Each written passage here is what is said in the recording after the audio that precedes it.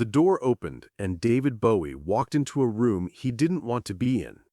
It was September 11th, 1977. Elstree Studios, just outside London. Cold fluorescent lights, beige walls, a piano in the corner, and standing near the window, waiting, was a man from another era, Bing Crosby.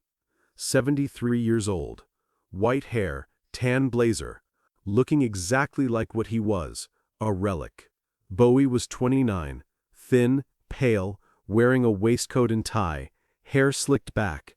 He looked uncomfortable, not nervous, just uncomfortable, like someone attending a family gathering they'd tried to avoid. His manager had called 2 weeks earlier, said there was an opportunity, a television special, Bing Crosby's Merry Oldie Christmas, filming in London. They wanted Bowie to appear, sing a duet, good exposure, good for the brand. Bowie had said no immediately. He didn't do television specials, especially not Christmas specials, especially not with Bing Crosby. Nothing personal, just different worlds, different audiences, different everything. But his manager pressed, said it would be quick, one song, in and out, and it would make the network happy. Open doors. Sometimes you do things for business, not for art. Bowie understood that, so he agreed. One song, quick, professional, done. But now, standing in this room, facing Bing Crosby across 10 feet of ugly carpet, Bowie regretted agreeing, because this felt wrong, felt forced, felt like something neither of them wanted, but both were obligated to do. Bowie extended his hand. "Mr. Crosby." Bing shook it. Firm grip, warm. "Call me Bing, please." They stood there, two men with nothing to say to each other. The producer entered, a man named Ian Fraser, energetic, talkative, trying too hard to make everyone comfortable. "Gentlemen, thank you for being here. This is going to be wonderful, just wonderful. We've selected a classic for you. Little Drummer Boy, beautiful song. Bing's done it before. David, you'll pick it up quickly. We'll run through it a few times, record it, and that's it. Easy." Bowie's face didn't change, but inside, something tightened. Little Drummer Boy. He hated that song, had always hated it. The repetitive lyrics, the childish melody, the rum-pa-pum-pum nonsense. It was everything Bowie avoided in music. Simplistic, sentimental, safe. He looked at Ian Fraser. "I don't really care for that song." Fraser blinked. "Excuse me?" Bowie spoke calmly, without aggression. "I don't like Little Drummer Boy. I'd prefer to sing something else." The room went quiet. Bing Crosby shifted his weight, looked at Bowie with interest. Not offense, just interest. Fraser scrambled. "Well, David, we've already arranged it. The orchestra is prepared. The script is written. We start filming in 2 hours." Bowie nodded. "I understand, but I won't sing it." Fraser looked panicked. He glanced at Bing, then back at Bowie. "This is for a Christmas special. It's a Christmas song. That's the whole point." Bowie didn't argue, just stood there, patient, immovable. Fraser looked at his watch. He looked at the producer's assistant. He looked at Bing, and Bing, who had been silent this whole time, spoke. "What if we wrote something new?" Fraser stared at him. "New." Bing nodded. "Something to go with Little Drummer Boy. A counter-melody. A harmony. Something that works together, but isn't the same song. That way, I sing my part. David sings his. We meet in the middle." Fraser looked like someone had asked him to solve calculus in his head. "We don't have time to write a new song. We film in 2 hours." Bing smiled, slightly. "Then you better write fast." He turned to Bowie. "Would that work for you?" Bowie considered it. A new melody, something original, layered over an old standard. It was interesting, unexpected. He nodded. "Yes, that works." Fraser looked like he might faint, but he also knew there was no other option. If Bowie walked, the network would be furious. If they forced Bowie to sing something he didn't want to sing, it would show on camera. The only solution was to do what Bing suggested, write something new, fast. Fraser turned to his assistant. "Get Larry Grossman. Now, tell him we need a counter-melody to Little Drummer Boy, and we need it in 90 minutes. Larry Grossman was the musical director for the special, composer, arranger, competent, professional, but not a miracle worker. When Fraser explained the situation, Grossman's face went pale. "You want me to write a new song in 90 minutes? That goes with Little Drummer Boy? that David Bowie will sing? On camera? Today? Fraser nodded. Yes, exactly that. Grossman stared at him. Then he grabbed his briefcase and headed to the piano. Bing and Bowie were left alone in the room, not intentionally. Everyone else had scattered, trying to solve the crisis, trying to make the impossible happen. And so, for the first time, the two men actually looked at each other, not as obligations, not as business, just as people. Bing spoke first. I appreciate you being honest about the song. A lot of people would have just gone along with it. Bowie shrugged, slightly. Going along with things doesn't make them better. Bing smiled. Fair point. He walked over to a chair, sat down, gestured to another chair. Bowie sat. They were quiet for a moment. Then Bing said, I don't know your music. I'm sorry. I know that probably sounds ignorant. Bowie shook his head. Not ignorant, just honest. I don't expect you to know it. Bing nodded. But I know you're important to young people. My grandchildren talk about you, play your records, so I know you matter. Bowie didn't know what to say to that, so he said, your music matters too, to a lot of people. Bing looked at him, smiled again, smaller this time, sadder. It mattered. Past tense. I'm not sure it matters anymore. Bowie frowned. You're Bing Crosby. Everyone knows White Christmas. Everyone knows your voice. Bing nodded slowly. They know the songs. They know the image. But I'm not sure they know me, or care to. There was something in the way he said it. Not self-pity. Not bitterness. Just acceptance. The acceptance of a man who'd spent 50 years being famous and was now realizing that fame was a photograph. Static. Unchanging. Frozen in time. People didn't see Bing Crosby the person. They saw Bing Crosby the institution. And institutions don't change, don't grow, don't surprise anyone. Bowie understood that. He was only 29, but he'd already been several different people. Ziggy Stardust, Aladdin Sane, the Thin White Duke. He kept changing because he was terrified of becoming frozen, of becoming a photograph. And in sitting across from Bing Crosby, he saw what happens when you can't change anymore, when the world decides who you are and refuses to let you be anything else. They talked for 30 minutes, about music, about performance, about the strange experience of being watched by millions of people who think they know you. Bing told stories about the old days, the Rhythm Boys, the early radio shows, singing with Louis Armstrong, making movies with Bob Hope. Bowie listened, asked questions. Bing asked about Bowie's music, what it was like to perform in that style, with the theatricality, the costumes, the characters. Bowie explained, tried to make it make sense to someone from a completely different generation. And something shifted, not dramatically, not with a moment of revelation, just gradually. Two people who thought they had nothing in common, finding small points of connection. They both knew what it was like to be misunderstood, to have people focus on the image instead of the person, to feel trapped by success. The specifics were different, but the feeling was the same. Larry Grossman burst into the room, sheet music in hand, eyes wild. I've got it. I've got something. He ran to the piano, started playing. The melody was simple, ascending, peaceful. He'd written lyrics about peace on earth, goodwill toward men, hope and light, classic Christmas themes. But the melody was beautiful, genuinely beautiful. It floated above Little Drummer Boy without competing with it. Two separate songs that somehow fit together. Bing stood, walked over to the piano, looked at the sheet music, hummed along, nodded. This works. He looked at Bowie. What do you think? Bowie came over, studied the music, played a few notes, sang a line quietly.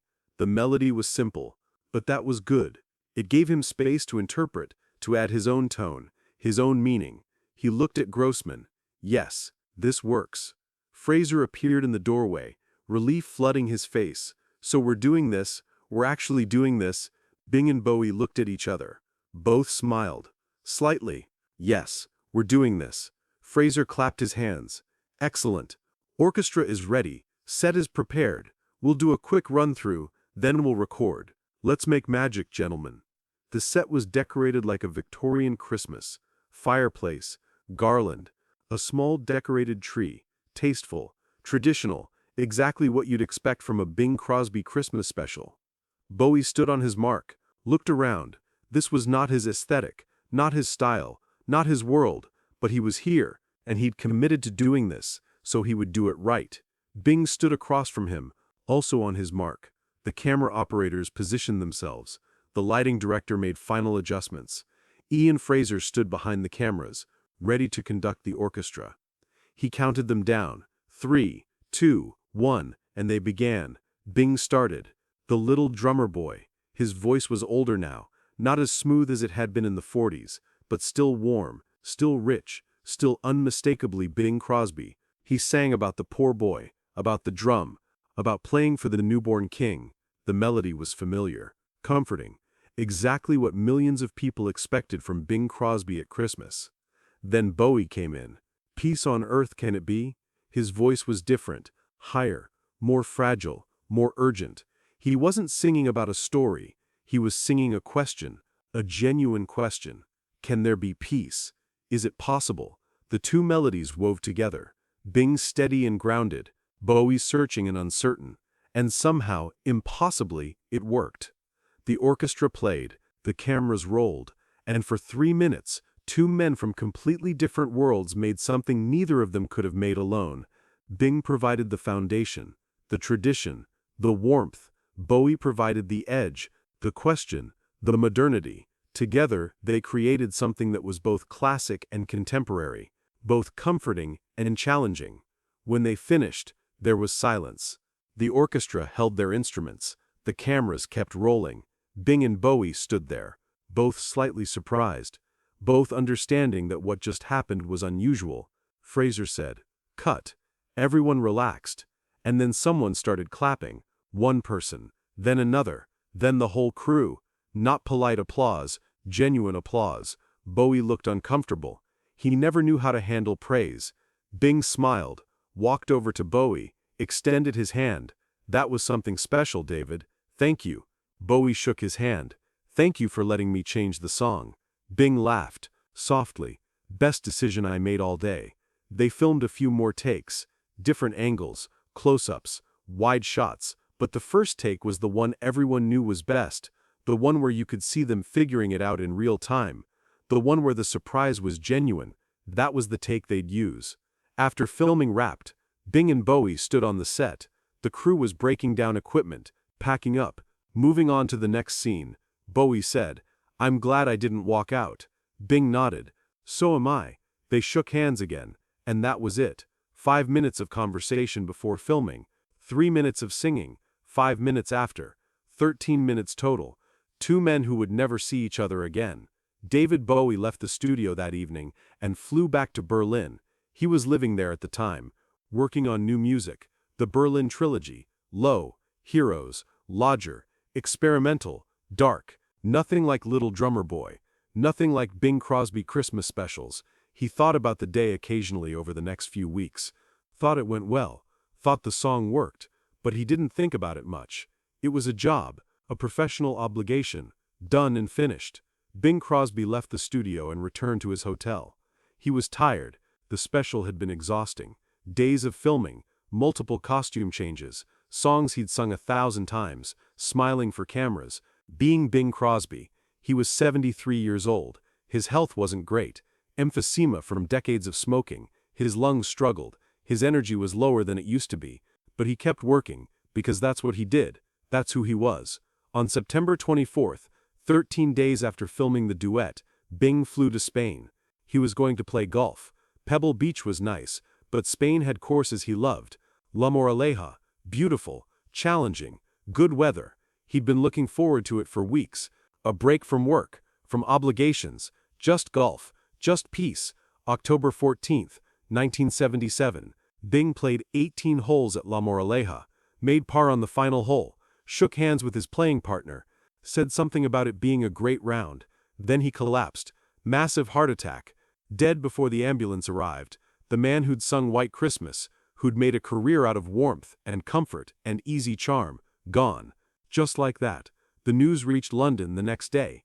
Ian Fraser heard it on the radio, sat in his car, stunned. He thought about Bing in the studio, 4 weeks earlier, singing with Bowie, making that duet work, being gracious, being professional, being kind, and now he was dead. Fraser called the network, told them what happened, told them they needed to air the special soon. While people still cared, while the grief was fresh, someone from the network called David Bowie, told him about Bing's death, asked if Bowie wanted to make a statement. Bowie was quiet on the phone for a long moment. Then he said, "He was a gentleman. I only knew him for a few hours, but he treated me with respect, let me do things my way. I'm sorry he's gone." That was it. Short, honest, no performance, no grand statement, just truth. But privately, Bowie felt something heavier. He'd spent 13 minutes with Bing Crosby, and in those 13 minutes, he'd seen something. A man at the end of his career, at the end of his life, though neither of them knew it. A man who'd achieved everything, and was wondering if any of it mattered anymore. Bowie was 29, just starting to understand what fame really cost, and Bing had been a preview, a warning, a glimpse of what happens when you survive long enough to see yourself become irrelevant. The special aired on November 30th, 1977. Bing Crosby's Merry Old Christmas, CBS, primetime, millions of viewers, most of them tuned in because Bing had just died. They wanted to see him one more time, wanted to remember, wanted to mourn. The special was exactly what you'd expect, traditional, wholesome, Bing singing classics, Bing telling gentle jokes, Bing being the person everyone remembered. And then, near the end, there was the duet. Bing and David Bowie, standing in that Victorian set, singing Peace on Earth and Little Drummer Boy.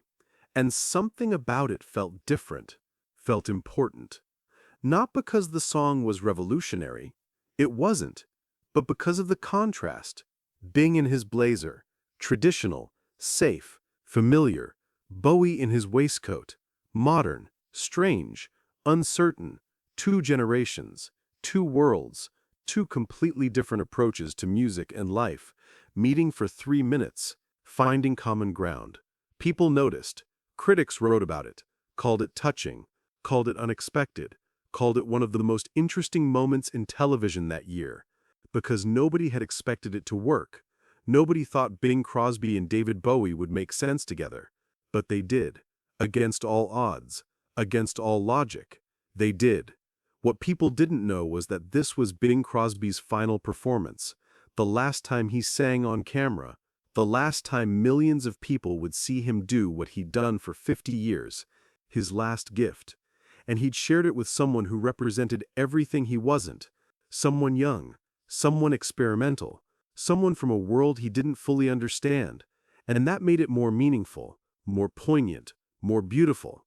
Bowie learned this a few weeks later. Someone mentioned it in an interview, that the duet was Bing's last recorded performance. Bowie hadn't known, hadn't thought about it, but now, knowing, the memory changed, became heavier, became significant in a way it hadn't been before. He'd been there, in the room, with Bing Crosby, on his last day of singing, and neither of them had known. Years passed, the duet became a cultural artifact, a piece of Christmas television history.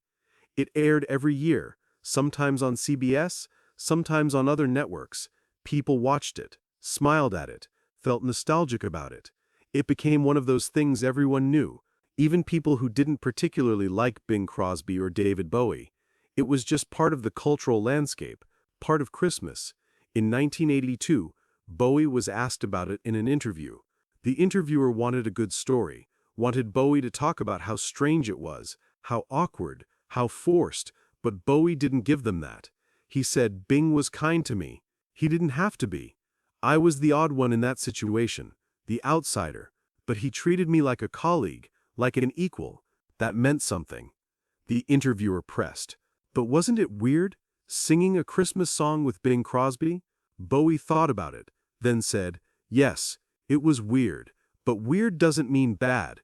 It was unusual, unexpected, but it worked. And I think it worked because we both respected what the other was trying to do. We didn't try to change each other, we just met in the middle." In 1997, 20 years after the duet, someone uploaded it to early internet video sites. Low quality, grainy, but available, and a new generation discovered it. People who hadn't seen it on television, who didn't remember Bing Crosby from his prime, who only knew David Bowie as a legend. They watched it, and they were surprised, because it didn't feel dated, didn't feel like a relic. It felt timeless, two people from different worlds making something beautiful together. The comments started appearing, on forums, on early YouTube, On music blogs, people analyzing the duet, talking about the contrast, about how Bing represented the past and Bowie represented the future, about how the song was about peace but also about collision, about difference, about the impossibility of understanding each other, and the necessity of trying anyway. Bowie saw some of these comments. He didn't respond, didn't engage, but he read them, and he thought about that day in September 1977, thought about Bing sitting in that chair, talking about being frozen, about being a photograph, about people knowing the image but not the person, and Bowie understood it more now than he had then, because he was older, because he'd lived long enough to see himself become a photograph too. In 2006, Bowie did an interview with a music journalist, someone smart, someone who asked real questions instead of surface questions, and the journalist asked about the Bing Crosby duet, asked what Bowie remembered most about that day. Bowie was quiet for a moment. Then he said, "I remember thinking he was old-fashioned, that he represented everything I was trying not to be, safe, traditional, predictable. But then we talked, and I realized he wasn't any of those things. He was just a person, trapped by what people expected him to be, and that terrified me, because I could see myself ending up the same way." The journalist asked what Bowie meant. Bowie explained, "I spent my 20s changing constantly, reinventing myself, becoming different people, because I thought that's how you stay relevant, how you stay alive artistically. But watching Bing, I realized that eventually no amount of change saves you. Eventually you become what people decide you are, and you can either fight it or accept it." Bing had accepted it, not happily, but gracefully. That's what I remember most, his grace. The duet continued to air every Christmas. It became a tradition. Families watched it together. Parents who remembered Bing showed it to children who knew Bowie. Grandparents who'd grown up with White Christmas showed it to grandchildren who'd grown up with Let's Dance. It bridged generations in a way few things do, because it was genuinely both things at once, old and new, traditional and modern, safe and strange. In 2009, the duet went viral, properly viral. YouTube had existed for a few years, but this was when it really became ubiquitous. Someone uploaded a high-quality version of the performance, clean audio, clear video, and millions of people watched it, shared it, commented on it. It became one of those internet moments where something old becomes new again, where a generation discovers something their parents knew and claims it as their own.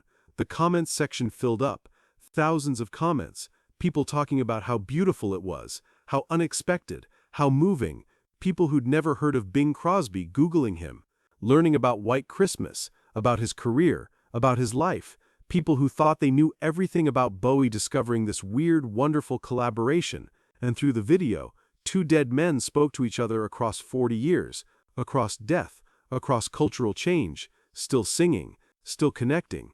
Bowie was asked about the video's resurgence.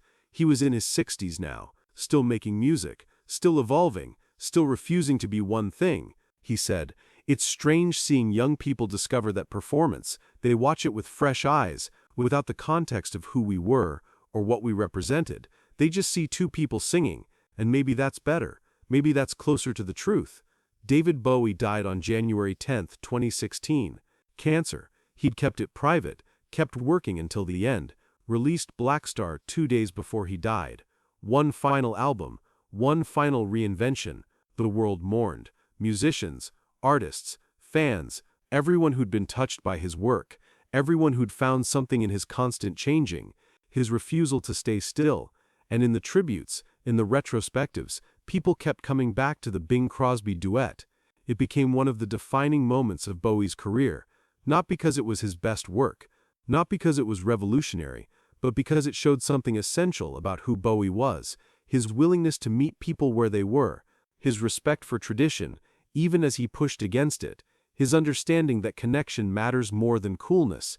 Someone posted the video the day Bowie died, with the caption, "Two legends, both gone now, but this remains."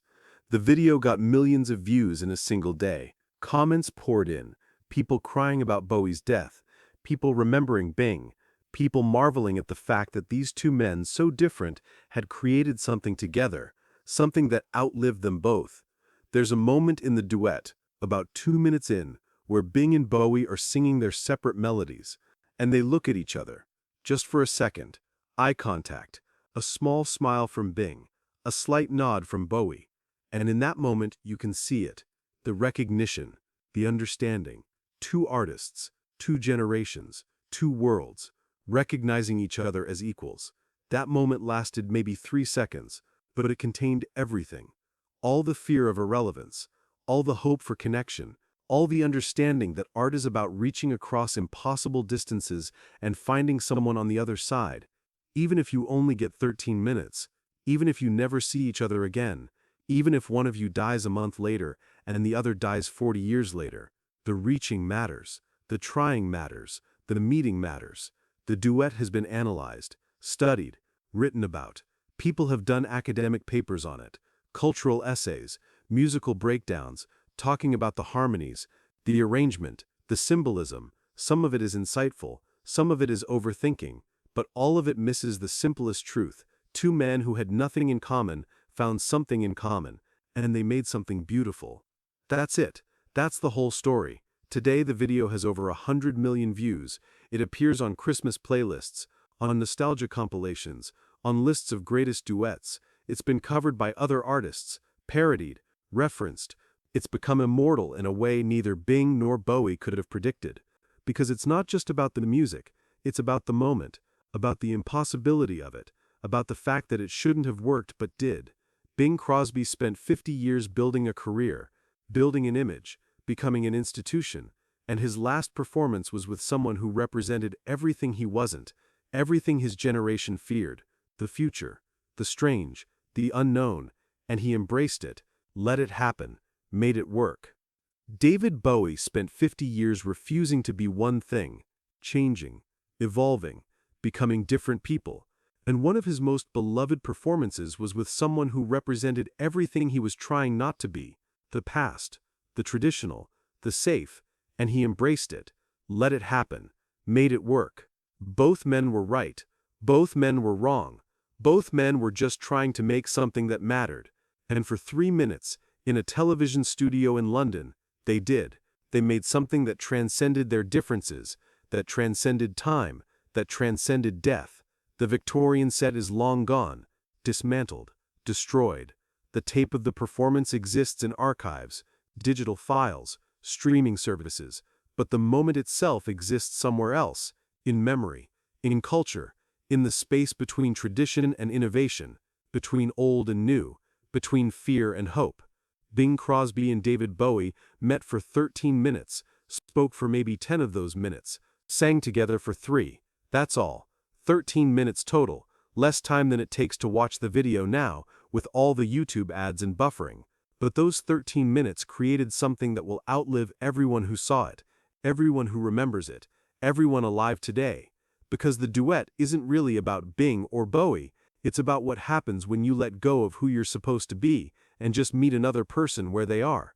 When you stop defending your territory and start exploring theirs. When you realize that difference isn't threat, it's opportunity. Opportunity to make something neither of you could make alone. On September 11th, 1977, a door opened. David Bowie walked into a room he didn't want to be in. Bing Crosby was waiting, and neither of them knew what would happen. Neither of them knew it would be Bing's last performance. Neither of them knew it would become iconic. They just knew they had a job to do, a song to sing, 3 minutes to fill, and they filled it with grace, with respect, with the kind of unexpected beauty that only happens when you stop trying to control the outcome and just let the moment be what it is. That's the lesson. That's the gift. Not the song itself, but what the song represents, the possibility of connection. Even when it seems impossible, even when you only get 13 minutes, even when you never see each other again. Peace on earth, can it be? Bowie sang that line, a question, not a statement, a genuine question, and Bing answered with his steady, grounded melody. The drummer boy, playing his drum, offering what he has, even if it's simple, even if it's small, the offering matters. 2 men, 2 worlds, 13 minutes, 3 minutes of music, and 50 years of people watching, listening, learning. That difference can harmonize, that tradition can evolve, that the future doesn't have to destroy the past, and the past doesn't have to resist the future. They can exist together, can support each other, can create something neither could create alone. That's what happened on September 11th, 1977, in a beige room with fluorescent lights, on a Victorian set with fake garland, between a 73-year-old legend and a 29-year-old innovator. They met, they sang, they created, and then they left, and the world kept spinning. But the song remains still, will remain forever. Bing Crosby and David Bowie, Peace on Earth and Little Drummer Boy, old and new, traditional and experimental, safe and strange, together, harmonizing, proving that the impossible is only impossible until someone makes it happen, and then it's just music, just truth, just two people in a room, singing, finding common ground, making something beautiful. That's the story, that's the whole story. 13 minutes that lasted forever. Bing Crosby and David Bowie, two different worlds, two different generations, 13 minutes, and one of the most beautiful accidents in music history. Now I want to ask you a question. Had you heard this duet before? Did you know that Bing Crosby's final performance was with David Bowie? Write it in the comments. I'm curious. One more question. Which two artists do you think should collaborate today? Which two different worlds could come together and create something this beautiful? Think about it, imagine it, and share it in the comments. If you enjoyed this story, please don't forget to like this video. Subscribe to my story box, because we'll keep bringing you the real stories behind the legends. We give voice to the silent. We bring forgotten moments into the light. Turn on notifications, because in the next video, I'm going to tell you another secret about Bing Crosby, a secret so powerful that once you hear it, you'll never listen to White Christmas the same way again. Thank you for watching. I'll see you in the next story.